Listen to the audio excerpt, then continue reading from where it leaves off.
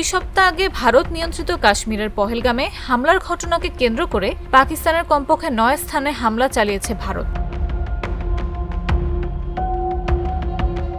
পাকিস্তান দাবি করেছে যে ভারতীয় ক্ষেপণাস্ত্র হামলার জবাবে তারাও কাশ্মীরের ভীমবর গলি অঞ্চলে গোলা নিক্ষেপ করেছে।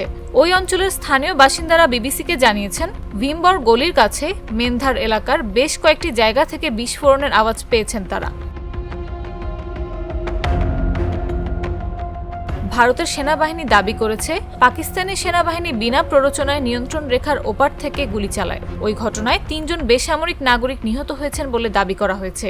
শ্রীনগর শহরের আকাশেও সামরিক বিমান উড়ে যাওয়ার আওয়াজ পাওয়া যাচ্ছে।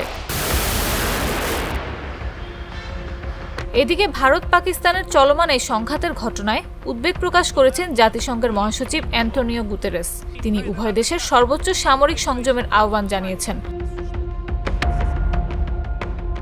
ভারত ও পাকিস্তানের মধ্যে সামরিক সংঘাত বিশ্বের জন্য ভালো কিছু বয়ে আনবে না বলেও সতর্ক করেন তিনি। গুতেরেস জানিয়েছেন, নিয়ন্ত্রণ রেখা এবং আন্তর্জাতিক সীমান্ত পেরিয়ে ভারতের এই সামরিক অভিযান নিয়ে তিনি উদ্বিগ্ন।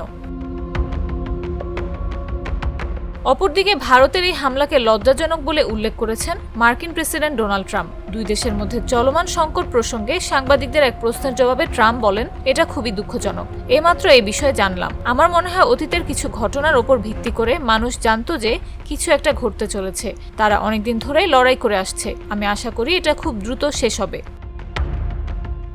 এদিকে মার্কিন পররাষ্ট্রমন্ত্রী মার্কো রুবিও বলেন, আমরা ভারত এবং পাকিস্তানের মধ্যকার পরিস্থিতি নিবিড়ভাবে পর্যবেক্ষণ করছি। আমরা আশা করছি যে এটা দ্রুত শেষ হবে এবং শান্তিপূর্ণ সমাধানের জন্য ভারত ও পাকিস্তান উভয় নেতৃত্বকে সম্পৃক্ত করা অব্যাহত থাকবে।